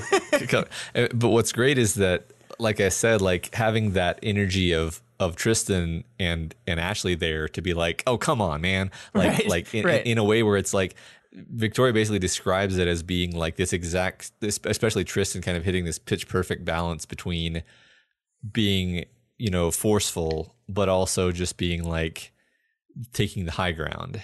Yeah. Where it's like you're not, he's not like, Tristan's not coming off as the one who's aggro, but he's also not going to let like a blatantly stupid remark like that pass. Right. And Ashley is coming off as aggro, but at least I found Victoria doesn't agree with me, but I found that like the fact that Ashley's coming from a place of like self-certainty and righteousness actually kind of works for me. I don't know. Like, I don't know how the average viewer of this thing would feel about it, but that was kind of, I guess because I know and love Ashley already, it's easier for me to see it that way. But there's a certain power to self-righteousness, I think, if played correctly. Well, she also appeals to emotion. I mean, the literal throwing of the gauntlet and saying they took my hands. Yeah, is the exact kind of appeal to emotion that Gary Shapiro is doing. Yeah, and like it kind of works a little bit, and I think that's really fascinating, and we'll get there. We haven't quite got there yet. Yeah. So yeah, Victoria, being a bit off balance, tends to just kind of automatically volley whatever is thrown at her, and she remarks that Breakthrough has dealt with some of the worst of what's out there. And then when Gary challenges her on this, she starts talking about, oh yeah, I have been through horrible things, and talking about having to pull a baby out of her throat, and it's like the opposite of the PR approach that they should be taking here. And Rain, like, as like physically is like, no, let me just take over here. Right. Rain's like, yeah, there's been bad stuff, but there's been good stuff too, Victoria. Yeah. It's not all chopping people into cubes and pulling fetuses out of your mouth. Right. I mean, it's a really perfect little microcosm here, because like she's so like in the that she's not like reflecting on like the strategy. She's just like, he said thing wrong, I say thing right. Right. And yeah, and I love that it's Rain that kind of pulls her back from that ledge again, right? Rain, who has been this guy that has shown throughout the story now that he is not afraid to like confront Victoria when she's kind of going down the wrong path. We don't see very many other of our team members do that, right? Like, it's not Ashley telling Victoria, hey, knock it off. It's not Tristan doing that here. It's Rain. Yeah. Yeah. And it's, Sveta is not within range, right? Like she's still incognito. Yeah. So Sveta might have been the one traditionally to pull her back, but yeah, she's not there to do that. Yeah. Exactly. Yeah. But it is in this moment, Matt, that Gary, pivots the conversation again. And he says, when I meant it's ridiculous that you were talking about how you were fighting against the worst of them, it's because you are the worst of them. Fratricide, Maulfire, striking your mom so hard it took part of her head off and damaged her spine, which, holy shit, Matt. Yeah. We didn't know that. Yeah. The head is important. Yeah. It's a key part of the body. Yeah. And then, of course, Slaughterhouse 9 pointing to Ashley. All representative of the worst that parahumanity can be per Gary. And then this is the moment that Ashley finally literally throws the gauntlet. Yeah. Which is great. Because I mean, again, I don't know if I'm like, this is my way of parsing the scene. I think everybody's entitled to their own kind of take on things, right? I think that Ashley's theatrical self-righteousness actually works really well because, especially as a counterforce to Gary's particular kind of showmanship, when she pulls her stunt by throwing her hand at him, it basically shuts him up, right? Like she says, wherever you're getting your information, you're not getting the full picture. You're attacking us for things that are far more complicated and unpleasant for us than you're aware. I hope so in any event, because if you aren't ignorant, you're malignant. And it doesn't fully end the conversation, but he doesn't have anything to say to that. He doesn't really rally back for another moment. And when he does finally respond, he says, "I'm not going to lynch you. You're being ridiculous. We're asking questions." Yeah, asshole. And then Ashley replies, "Without us here to answer them. When we do answer them, we're accused of derailing. The difference between us, Gary, is that you have a kind of power here, and you haven't even tried to be just, kind, or fair. But in my experience with Breakthrough, I've seen that no matter how rocky the road gets, and it's rocky right now, if it feels like we're losing or we've lost, we still try." Gary still held Ashley's hand, and he seemed lost in thought for a minute. No retort, no response. So this is what I mean. Ashley's got him on the ropes right here, and not just through rhetorical flair. I think she's getting to him. She's actually again, I don't think he is a horrible person. I think he's indulging in what I consider to be despicable manipulative tactics. Yeah. But she has actually cut to kind of the quick of he thinks he's a good person, and she's basically saying you right here, you're attacking us who are trying to be heroes, help people, save people, and you're doing it in a very despicable way. And she says it, she communicates it in a way that he actually feels. I think. Yeah, it's brilliant. I wanted to stand up and cheer. I think it definitely in the moment, makes him retreat and not counter and not keep this attack up. I don't know long term what the reaction publicly is going to be to this, whether that's going to be seen as, oh, look, they won and they convinced everyone and everyone understands now. But in the moment, they did get to Gary. And I think that is important. I don't want to take that away from them. I love the second quote you pulled out, the appeal to power, right? Because power is a very loaded word in this conversation, right? Because the whole thing is that parahumans have power, humans don't have any, and they're terrified. And not only do the parahumans have literal superpowers, but they have taken control of all power elements in the world. Every single one of these cities and universes is controlled and run by parahumans. They have all of it. We, the normal people, have none. But in this appeal to him, in this argument to him, she says, you have a kind of power here. You, in this scene right now, you have the power. We don't. You have the power, and you're not using it fairly. You're not using it justly. You're not using it kindly. And we're trying to do the best we can. You are in a situation now where you have power, you have a voice, you have people listening to you, and you are not using it that way. And I think that's just a brilliant tactic. It's so smart because it kind of turns the argument on its head a little bit here. You are not powerless, Gary. You have power. Yeah. Use it. Right. And the fact that what she's saying is extremely clever. That I think speaks to the idea that she's not ranting. This isn't ranting Ashley. This is calculated and calm Ashley.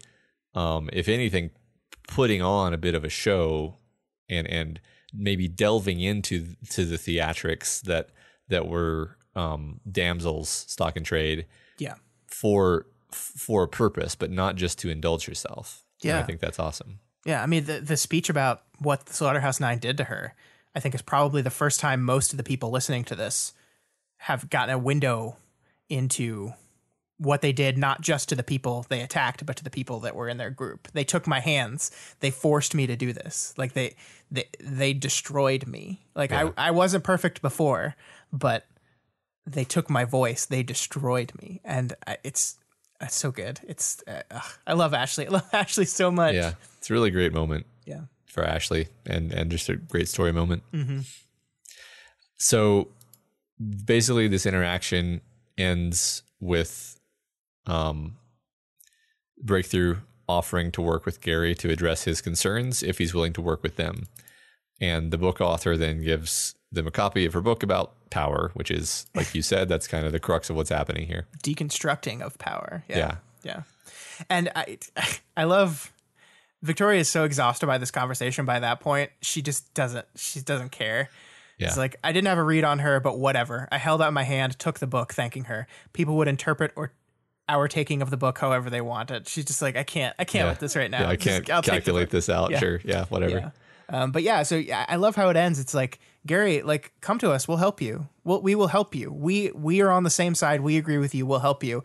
And he kind of like doesn't know what to say to that. Cause like, that's like optically that doesn't look great. Right. Yeah. It doesn't, it doesn't look good to stonewall refuse. That. Yeah. But it also looks like he's losing if he just accepts, right? It looks like he's losing the power in the situation, right? So right. Yeah. Right. Really awesome stuff. Yeah. Mm-hmm.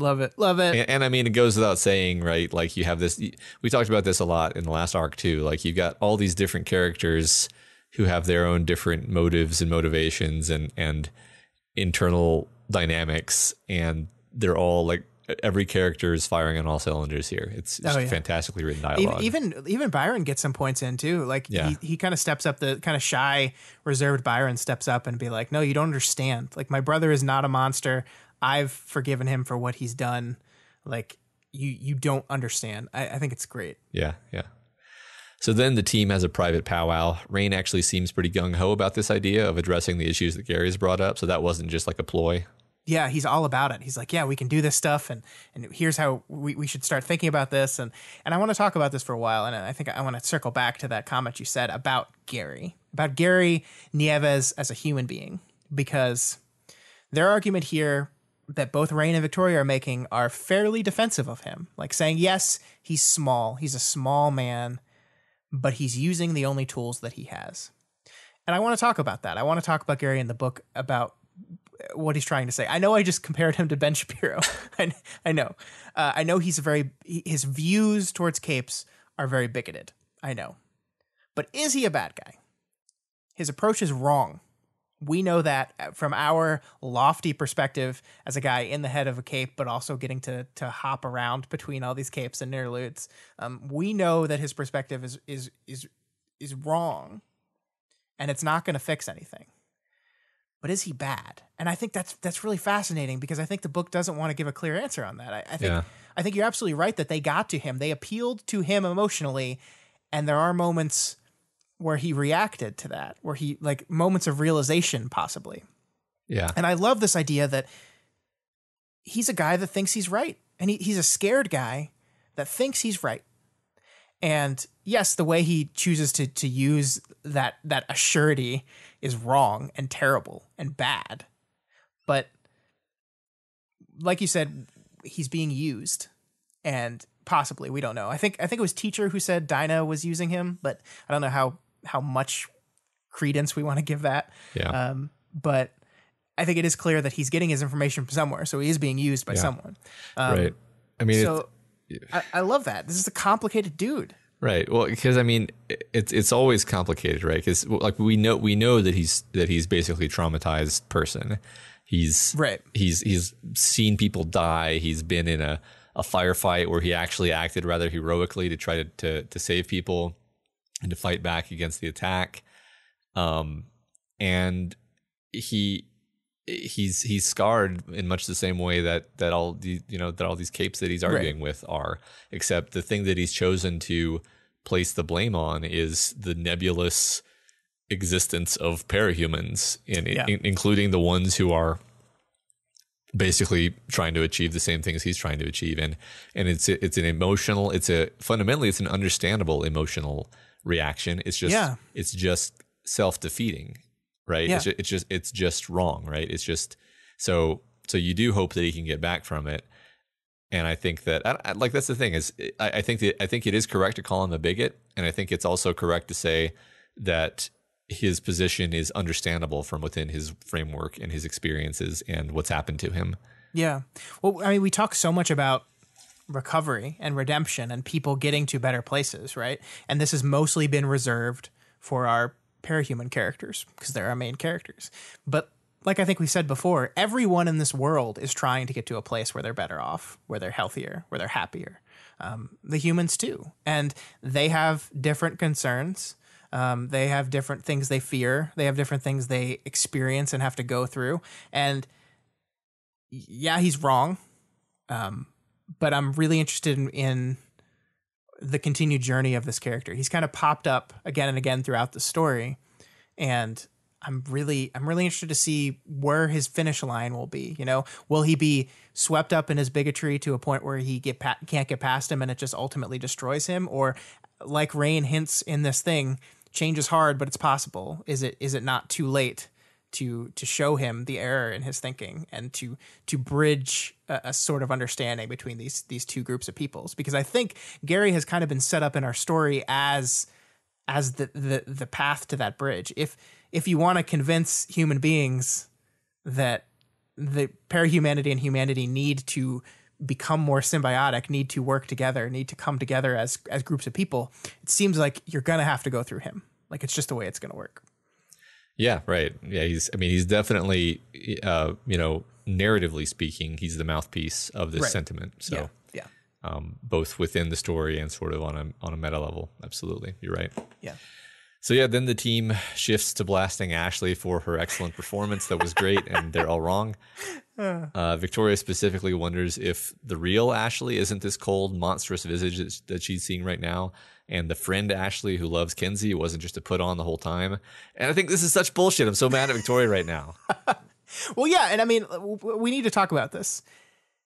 And once again, we need to talk about the fact that the Victoria in the mode she's in right now is not looking at people's legs, which is probably pretty important for this whole thing. Right. Because I think it's a very real possibility that Tristan, Sveta, and Ashley are all putting on a show here right now. That they're all, and yes, like we have to say that yes, the putting on the show is just as concerning here as it was at the beginning of this week's reading, where we're like, oh gosh, this is kind of bleeding into reality, and we have to have that concern. We've talked about that concern, yes, but let's put that aside and be like, they're still fronting a little bit here, and Victoria isn't. Yeah. At least in our view into her head, she's not, because she's not checking to see how these people are standing. She's not looking at arms crossed. She's just taking all this as straightforward. And like, that's scary. Like, so, I mean, we can talk about how much each one of these characters is backsliding and how concerned about that we should be. But because the text is really nebulous about this, we don't know how much of what they were saying was an act and how much there isn't. Like, I'm sure on some like percentage level, each one of our characters, each one of Breakthrough is backsliding a little bit, is cracking a little bit, as Victoria said at the beginning of chapter 2. But more importantly is Victoria's reaction to this whole thing. Because it's like, damn, like it's this kind of like she dives into like white beneath the surface, or black with white beneath the surface, just endless beneath the surfaces, always with a few limited constants.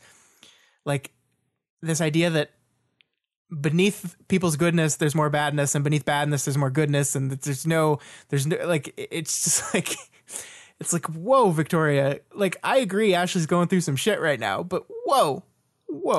I mean, this is exactly the projection that I was talking about earlier, where she's, I mean, black beneath white beneath black. This is somebody who just got a black mask, right? Like she's I don't know if she is aware of it on some level, but she is kind of talking about herself as much as, if not more than, she's talking about Ashley. Because like, I think Ashley's much more aware of and in control of herself in this situation than Victoria is, like you said.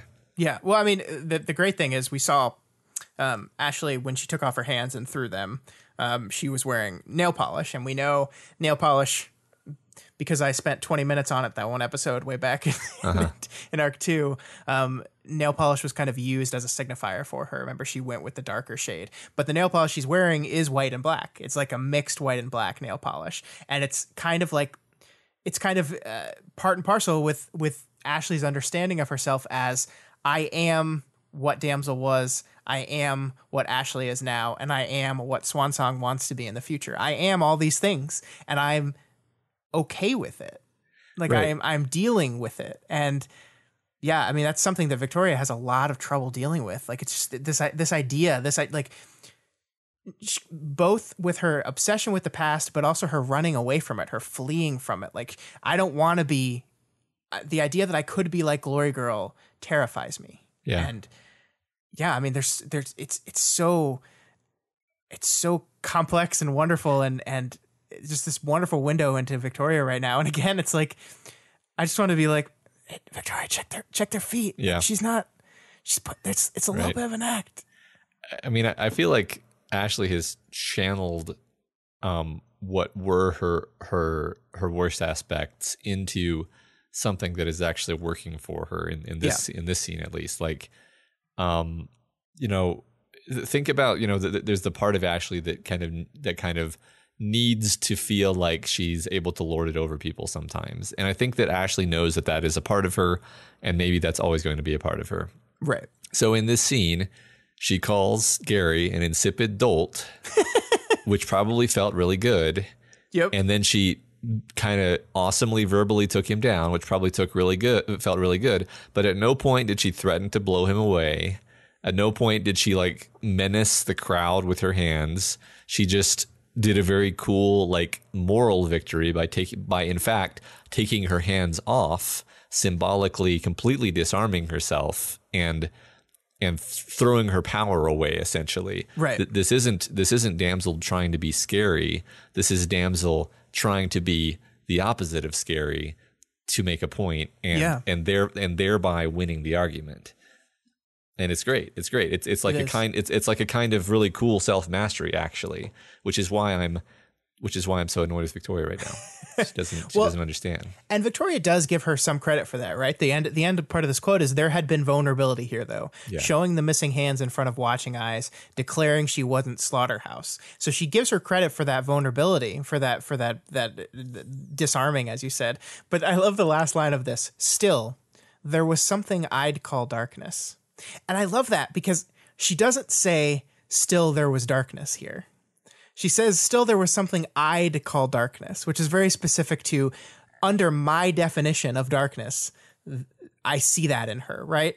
And I have to call into question Victoria's darkness meter sometimes, because, like, we've had, like, just this past chapter, we saw Victor, who might actually be this guy that's legitimately trying to better himself and to go down the righteous path, and he got blah blah blah'd by Victoria, because I'd still call that darkness, right? And I think the word usage there seems very specific to me. Yeah, that's interesting. I mean, I do wonder how much of unreliable protagonist or that's not really right, heavily biased protagonist we're getting here, where kind of her own being sucked down into the vortex of the last arc has made her just see everything through this cynical lens. Mm-hmm. Mm-hmm. Yeah, and I think it's part and parcel of her fear that everyone's breaking, and she's convinced that everything has cracks in it. And so any kind of evidence towards that truth becomes the complete truth almost. Yeah. Like, she's waiting for her teammates to break. Guys, just combining crack and break into one word. To brack, yeah. And I mean, like, it's all the projection, right? Like, right. And you're the one cracking, Victoria. Yeah. Not that, and I think we should say, like, it's not that Ashley's not having a rough time right now. It's not that all of our characters are, like, in great positions and are doing super well. I don't think that's what we're saying. I don't think we're saying that at all. But Victoria is clearly unable to deal with the fact that she's maybe cracking more than all of them. Right. Yeah. She's the dude in Abyss who's, like, looking with paranoia at everyone while cutting herself under the table with a knife. It's I will always support Abyss references. Always. Yeah. Especially this one. So then the chapter ends with someone from Shin texting her saying that they want to meet. It's someone family. Oh, great. Which is just great. Hey, guess what is the best thing for Victoria to go through right now? That's all she needs. Yeah. Just a friendly visit with mom, dad, and sis. Yep, all three, hopefully. Well. All three at the same time, hopefully. I hope all three. I hope they're all three going to get to meet, and I hope Sveta is there in her new body, and there's some bullshit Carol stuff with like, oh, so you'll go to Orchard for help with your friend, these monsters, but not your own sister. Yeah. I just hope that all happens. It's going to be so fucking terrible and / awesome. Can't wait. I can't wait. All right. Well, that wraps up the chapters. Breaking. It's pretty awesome and very excited about next week. So last week's discussion question was as follows. Both Ward and Worm have circled around the central idea that pretending to be someone for long enough can result in a person changing into the thing they were pretending to be. Discuss a character you feel best exemplifies that idea. So first from Nugget Blasters 69, we have Rachel, who says when she meets with Siberian asks her if she's tired of faking humanity, and Bitch knows exactly what she's talking about. She spends most of Worm looking to get away from people, but in Ward we see that she's succeeded in forming some real human friendships. She's the beloved Aunt Rachel to the heartbroken. Yeah, I think Rachel's a great example. I have to say that answer did not occur to me when I was thinking about the question, but I love it. I think it's perfect. Yeah, I think it's exactly fits the prompt. Yeah, I had forgotten about that Siberian conversation, or the details of that Siberian conversation, rather. Yeah, me too. All right, up next we have Sarah Penguin, who says Ashley learns from her father that respect is earned through fear and violence, and thus develops a villainous persona built around threats and bluster. This front personality attracts Jack and Bonesaw, who get her killed and permanently branded as a monster. Her continued pretending causes more problems and leads to the death of B.O.B. But when Ashley makes the choice to ditch her claws, she chooses to step away from that persona and gradually ceases to be that person, while Damsel makes the opposite choice and doesn't change. So yeah, I mean, I think that's great, because with Ashley, we see it on both sides, right? We see her, pretending to be that terrible person so much to where she kind of became it. But also then, choosing to move away from that. Yeah, right. So I think she's maybe the only person on this list today where the character goes in one direction and then sort of chooses. No, that's not true at all. I'm wrong. There's another one. But yeah, that it's a really cool idea, because it's not something I even thought about when we asked the question. This idea that not only do people become who they pretend to be, but they can then reverse that process, right? Or become an entirely different third thing. Yeah. Zitithes also talks about Ashley and says, the Ashleys both have a worldview that is rooted in hierarchy and authority. Post-cloning, Swansong places Director Armstrong and Jessica at the top of her new hierarchy. Damsel places the ideal of the Slaughterhouse 9 at the top of hers. At first, Damsel and Swansong consider each other equals, but Victoria has, at this point in the story, supplanted Damsel as Swansong's equal in her mind. Bringing all this home, Ashley's posturing in breaking is just her personality, and is not inherently evil. The only thing that they say the only thing that increased the increased tendencies of sort of aggroness threaten to change her view on how she ranks herself versus Victoria, but they're not actually a sign of her becoming like evil. At this point, Swansong wouldn't slip up and act out, because that would mean she's not as good a hero as her equal, Victoria. I like that. I like that frame a lot. Yeah. Because that does kind of nicely paint why Ashley would not actually make the choice and hurt someone or lash out again. Because like it is framed, and it's a good idea. It's fun to see how these character traits, like, I think there's an idea around growth and change, right? Like there is a core part of your personality that I think doesn't change, but it's how you employ that core part of you that changes who you are, right? Yeah. And I think that's a good thing to see in kind of Ashley, because I think at her core, Ashley is still the same person. It's just the choice she makes based off of those feelings. And I love this idea that, yes, she's still a person that postures. She's still a person that is very interested in hierarchy and how she ranks against other people, but she's employing that in a different way, in a better way, in a healthier way. And it has caused her to change into a different, better, healthier person. Yeah, right. And, now she has a friend, which is a very healthy thing. Mm-hmm. Cool. Up next, we have Death of the Artist, who says Riley is perhaps the most dramatic redemption arc of Worm. Bonesaw has indeed done many horrible things, but the origin of it all was forced, conscious adoption of the type of personality she thinks Jack wants to see. This all culminates in her literally forcing her own body to behave as Bonesaw's would. Also, she can pretend to be what Jack wants her to be. Mental shackles and false personality made into physical bondage. That's great, because I think that's an example. Like we've seen examples of pretending to be someone in the positive. Like, this is, I want to be a better person, so I pretend to be a better person long enough to where I'm actually just a better person. But Riley is a great example of the negative. She pretends so long for survival to be that terrible person that for a while she actually is that terrible person. Yeah, and she is on her way towards working herself out of that. I think she still has a lot wrong in her mind, but I think that she's put in like a pretty serious effort towards bettering herself and reversing what happened to her.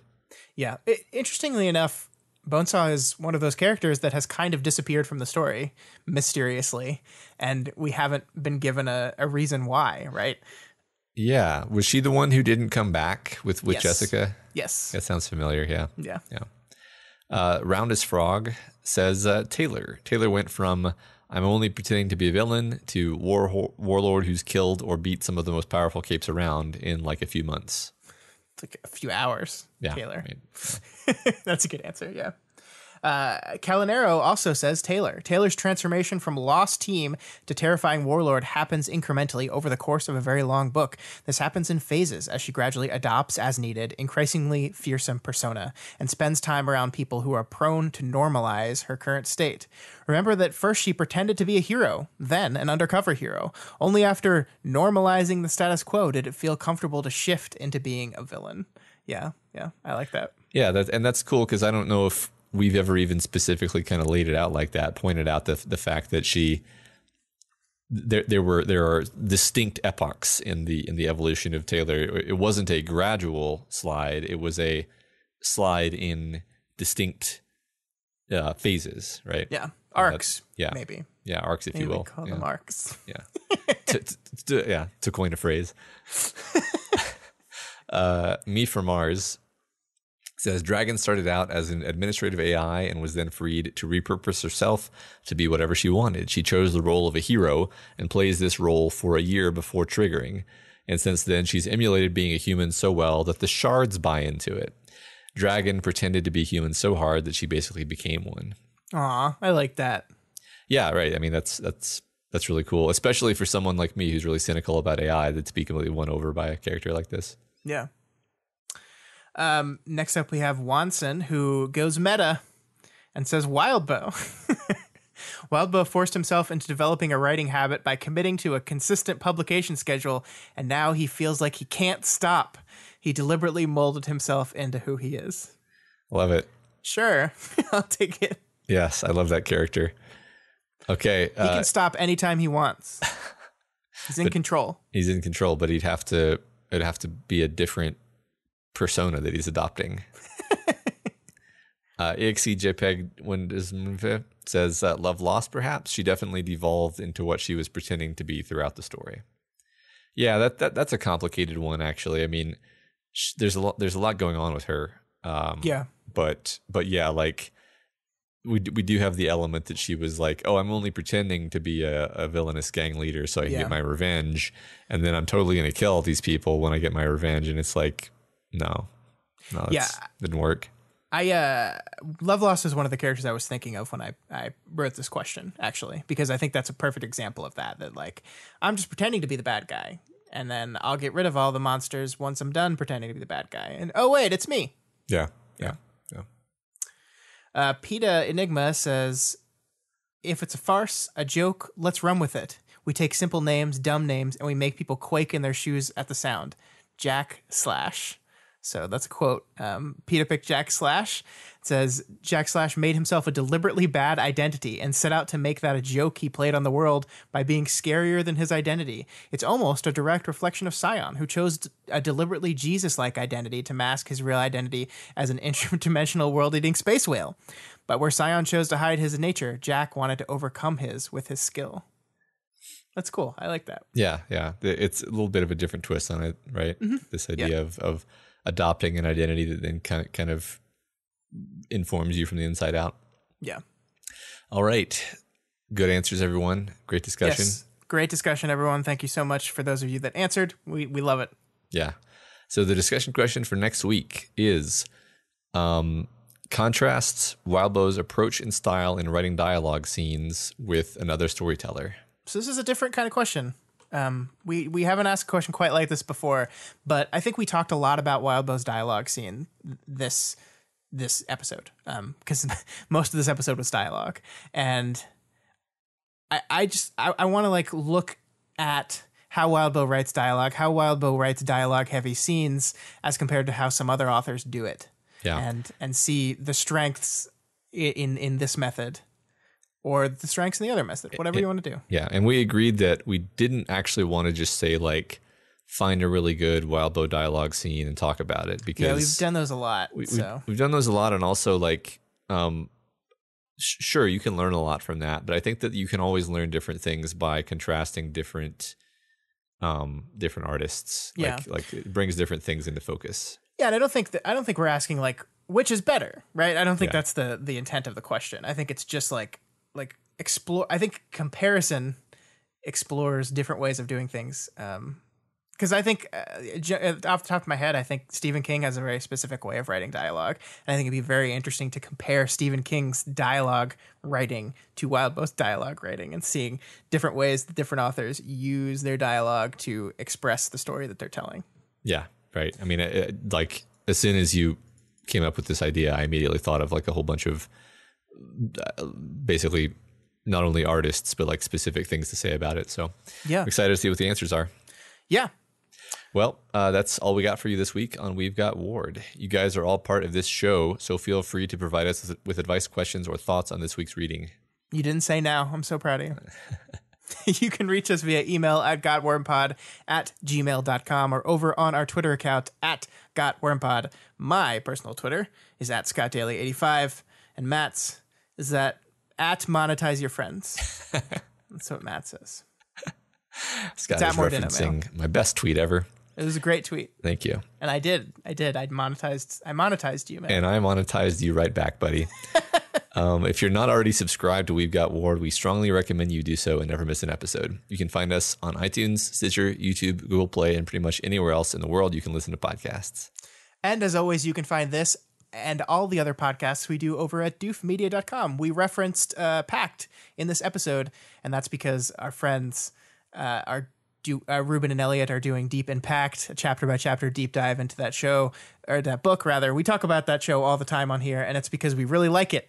We're really happy with what they're doing, and there was a cool thread in the Reddit thread, the subreddit rather, Matt, this week, that said that Deep Impact is what finally got some guy to really dive into Pact, and they were loving it, and that's music to my ears. I love to hear that. Those guys are doing really great work, and I'm glad it's bringing attention to the book, and it's getting people to really check it out. Yeah, I mean, the moment they said they were going to do that show, I was like, good, I can read it now. So yeah, thanks guys. And it is really great. And if you haven't read Pact, it's so good. It's really so good. I've read 4 whole arcs of it now. I'm doing great. I'll be done in no time. Yep, I finished it, but I finish everything. All right. Yes. So that's right. And if you like our shows, it's a great script read. It's flawless. Stuff. And you want to support our shows, consider donating to our Patreon account, patreon.com/doofmedia. You can donate $1 a month or whatever else you can afford. Supporting us on Patreon gives you tons of great bonuses, like voting in the fan art contest, which is happening right now, costume contests when Halloween rolls around, basically. Q&A sessions with me and Scott. Access did one to live, last night. It was a lot of fun. We did. It was a really good one. Access to and if you join, then you get access to all the past Q&A sessions too. Yep. Access to our live streams of our recording sessions, like this one happening right now, and our excellent Discord chat where we hang out with all the other cool Parahuman Doof fan folks and Pact folks. And so this week, what are you laughing at? Stop laughing at me. It's gonna be a simpler thing to call them than Parahuman Doof Pact folks. Nope, that's what we're all called now. Special thanks to new Bidoofs, Luke H, Logan C, and Sandcat at the $1 level, and Jimmy O at the $2 level, and new Doof Warrior Connor R at the $20 level. Wow, thank you so much, all of you. We really appreciate that. That means a lot to us. Guys, you're awesome. We're getting close to our new goal. Semi-close. Cool. I think we're like 50 patrons away, which means then we have to start talking about Stephen King, which is not ever a bad thing. That's true. So you can help us do that. Awesome. Yeah, so as always, while you're over there on patreon.com, make sure you go to patreon.com/wildbow and donate to him as well, because this is his world. We're just playing in it. And if you cannot afford to donate right now, that's absolutely okay. You can instead help us by sharing the podcast and the book with literally everybody you know. And, frankly, some people you don't know. I hear that the subway is a really great place to force people to read a book you like. Flyers are also a good option, just like scattered in the street. Yeah. Or you could just head on over to Apple Podcasts and leave us a rating and review, because this is the third week in a row that I don't have any read. What? I'm really sad about it. Oh, no. We're ending on a down note.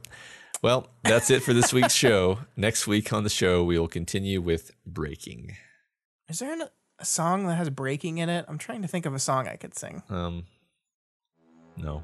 There's that Savage Garden song, isn't there? There's no songs that have breaking in them. No. I think you're lying to me.